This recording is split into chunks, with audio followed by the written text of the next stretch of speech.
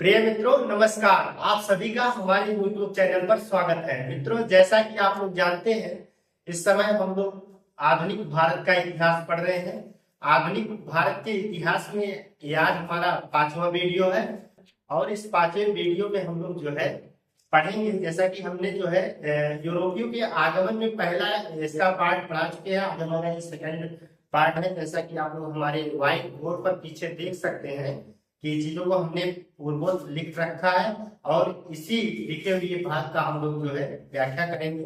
हालांकि ये जो है संक्षिप्त में लिखा गया है, इसी को हम जो है व्याख्या ही करेंगे, इसका एक्सप्लेनेशन करेंगे, इससे आप लोगों को बातों को समझ में आए। ठीक है, ये सारी चीजें जो हमने व्हाइट बोर्ड पे लिखा है, ये सभी आपको जो है वीडियो के लास्ट में डिस्क्रिप्शन बॉक्स में जाएंगे तो वहां पे आप लोगों को ये मौजूद मिलेगा। आप लोग वहां से इसको लिख सकते हैं, देख सकते हैं। ठीक है, तो आप लोग जो है लास्ट तक इस वीडियो पे बने रहिएगा, लास्ट तक देखते रहिएगा।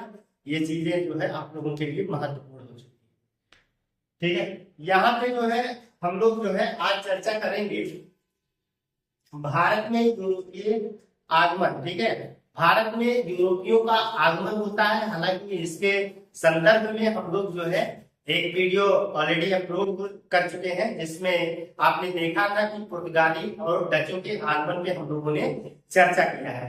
आज जो है हम चर्चा करने वाले हैं, आज देखेंगे कि ब्रिटिशर्स भारत में आते हैं, यानी कि ब्रिटेन वाले भारत में आएंगे।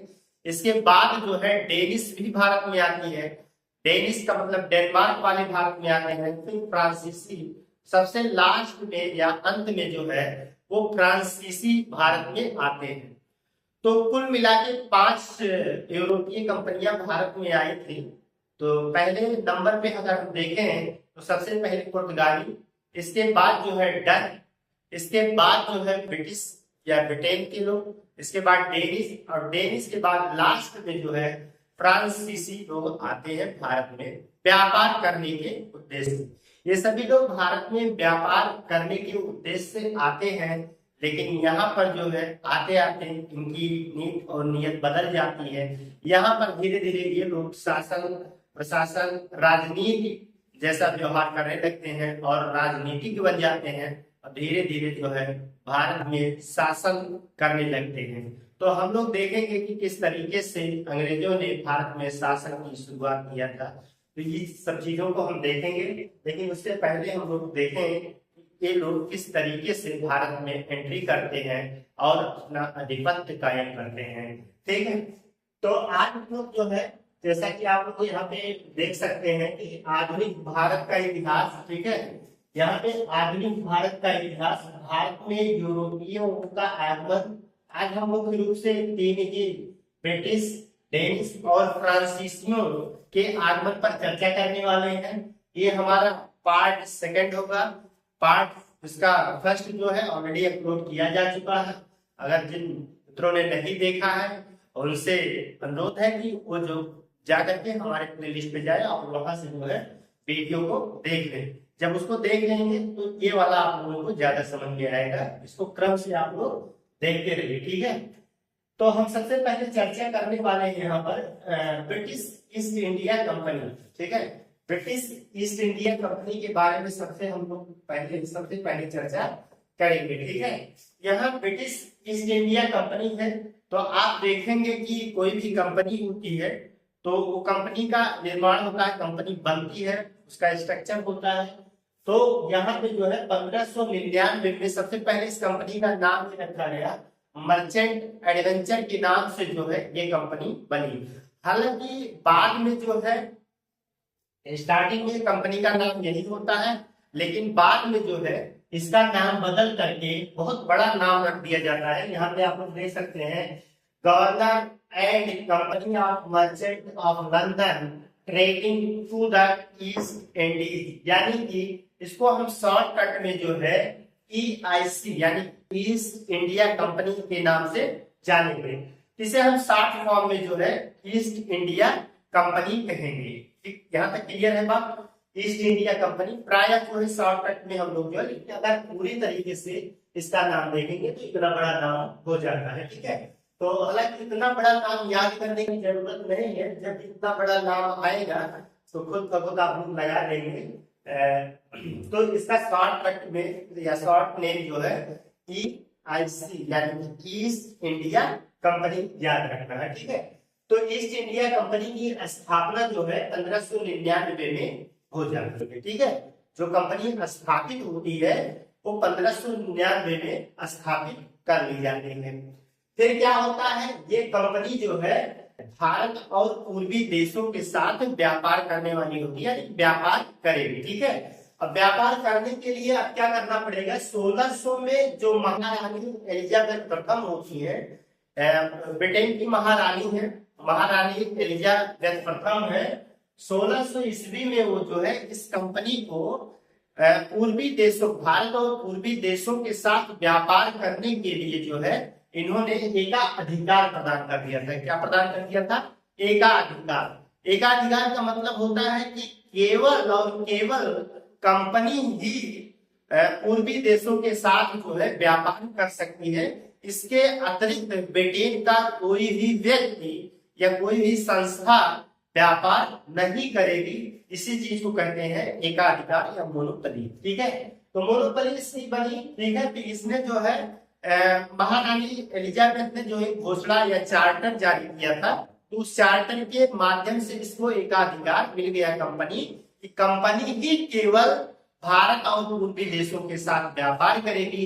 और ये अधिकार कब मिलता है, तो ये अधिकार जो है 31 दिसंबर 1600 को मिलता है, ठीक है। 31 दिसंबर 1600 को ये अधिकार जो है प्राप्त हो जाता है। कितने वर्षों के लिए अधिकार दिया जाता है, तो 15 वर्षों के लिए जो है ये अधिकार ईस्ट इंडिया कंपनी को दिया जाता है कि आप 15 वर्षों के लिए जाएंगे व्यापार करेंगे। हालांकि जो इसके बाद सम्राट होते हैं जिनका नाम जेम्स प्रथम होता है, सम्राट जेम्स प्रथम जो ब्रिटेन के सम्राट बनते हैं, उन्होंने इस कंपनी के कार्यकाल को अनिश्चित कर दिया, ठीक है। मतलब कंपनी के व्यापारिक कार्यकाल को जो है अनिश्चित कर दिया कि अनिश्चित काल मतलब कभी भी कितना भी समय तक जो है कंपनी भारत और पूर्वी देशों के साथ व्यापार करती रहे, ठीक है। यहाँ तक बातें क्लियर हो गई है, तो आगे बढ़े, ठीक है। अब व्यापार चल रहा है, व्यापार हो भी रहा है, ठीक है। चालू हो गया 1608 में कैप्टन हॉकिंस, 1608 में जो है वो कैप्टन हॉकिंस आता है भारत में। तो वो सबसे पहले सूरत में पहुंचता है। कहां पहुंचता है, सूरत। तो यहाँ पे आप लोग कमेंट करके ये बताना है कि सूरत शहर कहां पे स्थित है, ठीक है, कहां पे स्थित है। और इसको भी बताइए कि सूरत किस नदी के मुहाने पर स्थित है। कमेंट में आप लोगों को बताना है कि सूरत किस नदी के मुहाने पर स्थित है। तो आप लोग कमेंट करके जरूर बताइए। इससे क्या होगा, आप सर्च करेंगे, चीजों को खोजेंगे, ठीक है।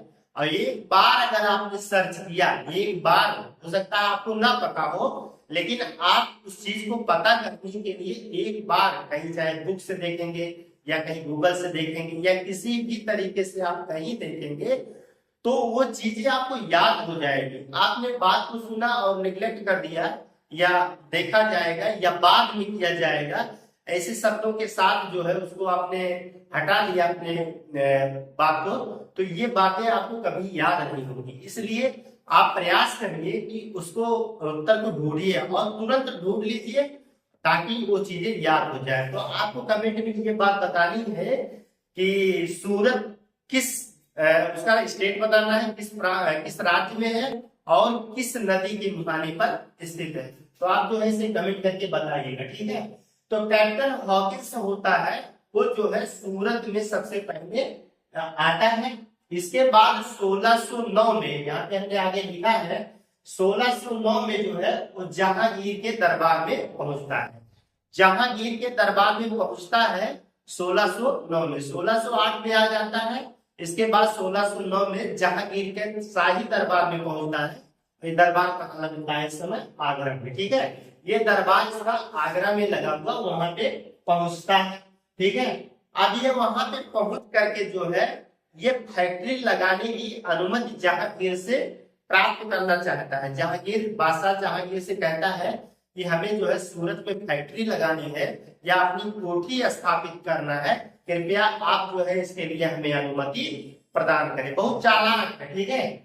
तो ये जो है देखेंगे कि फिर फारसी, इसको फारसी का नॉलेज बहुत ज्यादा है, ठीक है। यानी कि फारसी भाषा जो है बहुत अच्छी तरीके से बोल लेता है, इस बात को जानते रहिएगा। ये फारसी भाषा जो है बहुत अच्छी तरीके से, अंग्रेजी तो बोलता ही था, फारसी का भी जानकार था, और ये हेक्टर नामक जहाज से आया था, ठीक है। इसको भी आप याद करेंगे, याद रखेंगे कि कैप्टन हॉकिंस कैसे आया था, तो हेक्टर नामक जहाज से आया था, यहाँ पे याद रखेंगे, ठीक है। तो ये जो मुगल जहांगीर है, मुगल बादशाह जहांगीर है, इनसे अनुमति लेता है। हालांकि पहली बार तो इसे अनुमति मिल जाता है, पहली बार जो है इसे अनुमति मिल जाता है, लेकिन मुगल दरबार में कुछ पुर्तगाली जो पहले से आ चुके हैं, पुर्तगाली भी मौजूद रहते हैं, ठीक है। बाद में वो पुर्तगाली अधिकारी जो होते हैं वो बादशाह को समझाते हैं या बादशाह पे दबाव बनाते हैं कि आप जो है अपने इस फरमान को वापस ले लीजिए। तो दबाव में आ करके जहांगीर जो है इस फरमान को क्या करते हैं, वापस ले लेते हैं। और यहाँ पे जो है अंग्रेजों को सूरत में अपनी फैक्ट्री खोलने नहीं देते हैं, ठीक है, अपनी फैक्ट्री नहीं खोलने देंगे। इसके बाद क्या होगा, तब यहाँ पे क्या होगा, इन्होंने जो है जा करके अपनी पहली फैक्ट्री जो है वो मसूलीपट्टनम में खोल देते हैं, ठीक है। पूर्व साइड में आप देखेंगे मसूलीपट्टनम है, तो वहाँ कोरोमंडल तट पे, तो मसूलीपट्टनम में जो है अपनी एक अस्थायी फैक्ट्री क्या करेंगे, खोल देंगे। यहाँ हमने लिखा है मसूलीपट्टनम, ठीक है। तो मसूलीपट्टनम में जो है ये इन्होंने जो है अपनी अस्थायी फैक्ट्री को जो है ये खोल देंगे जाके। हालांकि वो अस्थायी होगा, यहाँ पे आप अस्थायी भी लिख सकते हैं, ठीक है। तो यहाँ पे अस्थायी फैक्ट्री कहाँ पे स्थापित, अंग्रेजों ने सर्वप्रथम अपनी अस्थायी फैक्ट्री कहाँ पे स्थापित की थी, तो ये जो है पूर्वी तट पर इन्होंने स्थापित कर दिया था, ठीक है। 1611 में कैप्टन मिडल्टन आता है, ठीक है। कौन आता है, मिडल्टन 1611 में आया। अगला अंग्रेज है जो आता है, ठीक है। ये भी जो है वहां पे जाता है, जहांगीर के दरबार में पहुंचता है, ये भी जहांगीर के दरबार में पहुंचता है। और फिर ये 1600 इसने भी वही डिमांड किया जहांगीर से, ठीक है, कि आप जो है हमें फैक्ट्री सूरत में स्थापित करने की अनुमति प्रदान करें, ठीक है। तो जहांगीर इस बार जो है अनुमति प्रदान कर देता है, और पहली फैक्ट्री को 1613 में जो अस्थायी फैक्ट्री है वो सूरत में खोल दी जाती है, ठीक है। पहली फैक्ट्री की स्थापना जो है सूरत में कर दी जाती है अंग्रेजों के द्वारा, भी अस्थायी रहता है।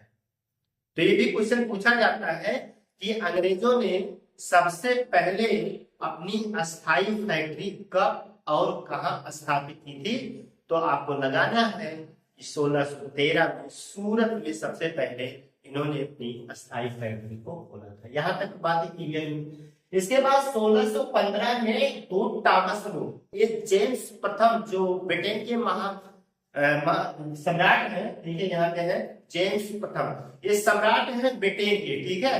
तो 1615 में जो है दूत के रूप में टॉमस लो को भेजते हैं, टॉमस लो आता है, और ये मुगल बादशाह से जो है पूरे मुगल साम्राज्य, जहां जहां मुगल साम्राज्य का क्षेत्र है, सभी क्षेत्रों से व्यापारी या व्यापार करने की अनुमति ले लेता है, ठीक है। यहाँ से जो है समस्त मुगल साम्राज्य क्षेत्र से जो है ये व्यापार करने की अनुमति प्राप्त कर लेता है। इस तरीके से ब्रिटिशों ने या अंग्रेजों ने अपनी पूरब साइड में अगर देखा जाए, पूरब का मतलब ये आपका पूर्वी तट जो है इस तरफ देखा जाए, तो इन्होंने अपनी पहली फैक्ट्री जो है वो 1633 में जो है बालासोर में स्थापित करते हैं। अगर पूरब की बात किया जाए तो अंग्रेजों ने अपनी पूरब में पहली फैक्ट्री कहाँ खोली थी, तो बालासोर, याद रखिएगा, बालासोर में खोली थी। और 1651 में जो है इन्होंने अपनी पहली फैक्ट्री जो है हुगली यानी कि बंगाल में तो बालासोर जो है उड़ीसा में है, ठीक है, उड़ीसा के तट पर बालासोर है। वहां पे इन्होंने जो है सबसे पहले अपनी फैक्ट्री को खोला था, ठीक है। और इसके बाद 1651 में हुगली में जो है इन्होंने अपनी फैक्ट्री को खोला था, हुगली जो बंगाल में स्थित है, ठीक है। यहाँ पे मद्रास को पटेल, यहाँ पे मद्रास को जो है चंद्रगिरी के राजा रहते हैं, वहां से जो है 1639 में जो है मद्रास को पट्टे पर ये प्राप्त कर लेते हैं।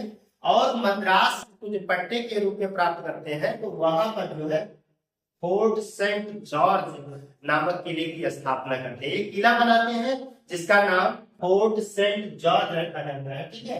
यहाँ 1632 में जो है इनको एक गोलकुंडा के से जो है वहां के शासक से इनको जो है एक सुनहरा फरमान क्या होता था कि व्यापार करने की अनुमति इनको मिल जाती है। वो भी व्यापार कैसे किया जाएगा, निःशुल्क व्यापार किया जाएगा, ठीक है। इस तरीके का एक इनको सुनहरा फरमान भी मिल जाता है। एक शाही फरमान को मिलता है बंगाल में सीमा शुल्क में छूट, ठीक है। तो शाही फरमान यानी मुगल बादशाह के द्वारा जो है इनको शाही फरमान दिया जाता है। और शाही फरमान का मतलब ये आया था 1691 में आता है, तो औरंगजेब रहता है उस समय, ठीक है। इसके द्वारा जो है यहाँ पे शाही फरमान दिया जाता है और बंगाल में जो है इसे सीमा शुल्क पे छूट दिया जाता है। और सीमा शुल्क का मतलब हो गया कि इसकी कोई भी माल की आवाजाही का या सामानों के आने जाने पे इसको टैक्स नहीं देना पड़ता था, ठीक है। तो उस समय जो है बंगाल का सूबेदार कौन होता है, अजीम उस्सान रहता है, ठीक है। जब हम बंगाल पढ़ा रहे थे तो स्वतंत्र राज्य के रूप में उभरा था, तो वहाँ सूबेदार जो था वो अजीम उस्सान था। यही व्यक्ति था जो प्रायः जो कहाँ रहता था, तो ये प्रायः जो है वहां पे रहता था दिल्ली में या मुगल बादशाह की सेवा में जाता रहता था, ठीक है। तो 1698 अजीम उस्सान से जो है अंग्रेजों ने 3 गांव प्राप्त करते हैं।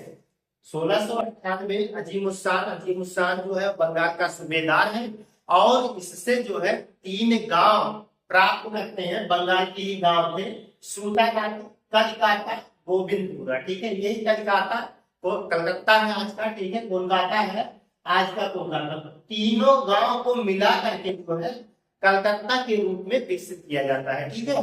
तीनों गांव को मिलाया जाता है और उसको जो है कलकत्ता के रूप में विकसित करने वाला व्यक्ति जो है वो जॉब चारनाक रहता है। कौन है? जॉब चारनाक, ठीक है। तो जॉब चारनाक ने जो है इसे विकसित किया। कलकत्ता में की स्थापना इसने किया था, ठीक है। आप देखेंगे कि 1700 ईस्वी में जो है इसने फोर्ट विलियम की स्थापना किया था। यहाँ पे जो है एक किला बनाया और उस किले का नाम क्या रखा? फोर्ट विलियम रखा गया था, ठीक है। तो फोर्ट विलियम जो किला रखा गया, यहाँ पे पहली प्रेसिडेंसी की भी स्थापना की गई 1700 में। और इस प्रेसिडेंसी का जो अध्यक्ष बनाया गया पहली बार वो चार्ल्स आयर को बनाया गया था। किसे बनाया गया था? चार्ल्स आयर को पहला प्रेसिडेंट बनाया गया था। और कलकत्ता जो है 1774 में आप देखेंगे, जब हम लोग पढ़ेंगे संविधान पढ़ेंगे तो 1773 का एक रेगुलेटिंग एक्ट आता है। रेगुलेटिंग एक्ट में जो है ये कलकत्ता समझ लीजिए कि पूरी तरीके से भारत की राजधानी बने। 1774 से लेकर के 1911 तक जो है कलकत्ता भारत की राजधानी बनी रही। ध्यान दीजिए, भारत की राजधानी के रूप में समझी जाने लगी थी, जानी जाती थी। ये 1774 से 1911 तक रहती है भारत की राजधानी थी। यहाँ तक बातें आप लोगों को क्लियर हो गई होगी, ठीक है। इसके बाद देखिए 1717 में फर्रुखसियर, इस फर्रुखसियर को कहते हैं कि घोड़ा हो जाता है, ठीक है। तो उसके इलाज के लिए जो है डॉक्टर विलियम हैमिल्टन आते हैं और उसको इलाज करके ठीक कर देते हैं, ठीक है। तो ठीक हो गया। अब भाई बादशाह है तो ठीक हो गया, तो बादशाह क्या हो गया? खुश हो गया। अब बादशाह खुश हो जाएगा तो बादशाह के पास अद्भुत धन है, तो धन को क्या करेगा? लुटाएगा, फरमान जारी करेगा, ऐसा सब कुछ किया जाएगा। तो इसने क्या किया, जो है अंग्रेजों को 3000 रुपए प्रति वर्ष के हिसाब से अगर उसको मिलता, यानी कि बादशाह को 3000 रुपए प्रति वर्ष उसको मिलने पर जो है इसने संपूर्ण भारत में, ठीक है, बादशाह की बात है तो उसने संपूर्ण भारत में जो है निःशुल्क व्यापार करने की अनुमति अंग्रेजों को प्रदान कर दिया। ठीक है, निःशुल्क व्यापार करने की अंग्रेजों को जो है अनुमति प्रदान कर देता है। बंबई में सिक्के ढालने, ठीक है, जो बंबई में सिक्के ढालने की इसके कारखाने अंग्रेजों ने लगा के रखे थे। ठीक है, अंग्रेज जो है वहां पे कारखाने बनाए थे जहां पे ये सिक्कों की ढलाई करते थे और सिक्के वहां पे ढाले जाते थे। सिक्के जब ढाले जाते थे उन सिक्कों को समस्त मुगल साम्राज्य जहां जहां तक कायम था उस सभी क्षेत्रों में इसके सिक्के को लागू कर दिया, मतलब प्रचलन में आ गए, इसके सिक्के जो है प्रचलित होने लगे, चलने लगे। ठीक है, तो ये दोनों स्थितियां जो थी वो अंग्रेजों को बहुत सशक्त किया, बहुत ही मजबूती प्रदान किया कि उनके ढाले हुए सिक्के और पूरे मुगल साम्राज्य में जो है व्यापार कर, निःशुल्क व्यापार करने की अनुमति। क्या करना था उनको? बस 3000 रुपए प्रति वर्ष जो है बादशाह को देने होते थे। ठीक, बहुत ही मामूली रकम है। इतनी रकम के बदले जो है पूरे मुगल साम्राज्य यानी कि पूरे भारत को मान के चलिए कि जो है ये व्यापार, निःशुल्क व्यापार करने की इनको अनुमति मिल गई और फिर पूरे मुगल साम्राज्य में जो है इनको क्या हो गया, अपने ढाले ढलाए सिक्के को चलाने की भी अनुमति मिल गई। तो इसी बात को जो है एक इतिहासकार फोर्ब्स महोदय है, उन्होंने इस चीज को यानी कि फर्रुखसियर के इस प्रमाण को जो है इन्होंने क्या कहा है, मैग्ना कार्टा कहा है, महाअधिकार पत्र अंग्रेजों के लिए था, ये अंग्रेजों के लिए मैग्ना कार्टा बोला है, यानी कि महाअधिकार पत्र या महाअधिकार पत्र, बहुत बड़ा अधिकार अंग्रेजों को मिल गया। ठीक है, तो ये सारी बातें इधर रही हैं। इस तरीके से अंग्रेज जो है भारत में एंट्री करते हैं, भारत में आते हैं। ठीक है, और यहाँ तक जो है उन्होंने प्राप्त कर लिया, एक महान अधिकार प्राप्त कर लिया है। तो हमने जो है अब तक चर्चा किया है अंग्रेजों से संबंधित था, ठीक है, ब्रिटिशों से संबंधित था, ब्रिटिशों के आगमन से संबंधित था। इस तरीके से ब्रिटिशों ने भारत में जो है प्रवेश किया है। ठीक है, अब हम चर्चा करेंगे डेनिशों का आगमन। ठीक है, डेनिश कौन थे? डेनिश जो है वो डेनमार्क के रहने वाले निवासियों को जो है डेनिश कहा जाता है। डेनिश भी भारत में आए 1616 में भारत आए। भारत में कब आए थे? तो 1616 में ये लोग भारत आते हैं और इनकी जो कंपनी होती है उसका नाम डेनिश ईस्ट इंडिया कंपनी है। कंपनी का क्या नाम है? तो डेनिश ईस्ट इंडिया कंपनी इनकी कंपनी का नाम होता है। ठीक, हालांकि ज्यादा कुछ नहीं करेंगे। 1602 में ट्रैंको बार, ठीक है, 1602 में इन्होंने ट्रैंको बार में जो है अपनी फैक्ट्री स्थापित करते हैं। अब जो है ट्रैंको बार कहाँ है? तो ट्रैंको बार जो है अंडमान निकोबार में है। ठीक है, ध्यान दीजिएगा, ट्रैंको बार कहाँ है? अंडमान निकोबार में है। 1602 में अपनी फैक्ट्री स्थापित करते हैं और 1676 में मुख्य भारत यानी कि सेराम और बंगाल में जो है ये अपनी फैक्ट्री की स्थापना करते हैं। ठीक है, इस चीज को आप लोग समझते हैं। ये इतना सर्वाइव नहीं कर सकते, भारत में नहीं रह पाते हैं, इसलिए ज्यादा भारत में विस्तार नहीं कर पाते हैं और 1745 के आते आते ये अपनी सारी फैक्ट्रियां जो है अंग्रेजों को बेचकर यहाँ से चले जाते। ठीक है, अपनी सारी फैक्ट्रियों को इन्होंने अंग्रेजों के हाथों बेच दिया और भारत से चले गए। तो इनका बस इतना ही रोल रहा है, इस चीज को आप लोग समझ जाइए। अब हम जो है चर्चा करने वाले हैं फ्रांसीसियों का भारत में आगमन। ठीक है, फ्रांसीसी भी भारत में आते हैं, सबसे बाद में आए। पहली बात तो क्या है कि फ्रांसीसी जो है लास्ट में आते हैं। ठीक है, एकदम अंत में आएंगे भारत में। 1664 में जो है लुई 14वां, ठीक है, लुई 14वां वहां का शासक होता है फ्रांस का। 1664 की बात हो रही है तो फ्रांस का शासक, फ्रांस का राजा कौन है? लुई 14वां। दरअसल यही क्रम चल रहा था, लुई 14वां, 15वां, 16वां। ठीक है, तो इस तरीके से जो है क्रम था। और इस लुई 14वें के एक मंत्री हैं उनका नाम कोलबर्ट है। कौन मंत्री है? तो मंत्री जो है यहाँ पे कोलबर्ट है और कोलबर्ट ने जो है एक कंपनी की स्थापना किया था। इस कंपनी का नाम फ्रेंच ईस्ट इंडिया कंपनी रखा। कोलबर्ट ने जिस कंपनी को स्थापित किया था उस कंपनी का नाम क्या था?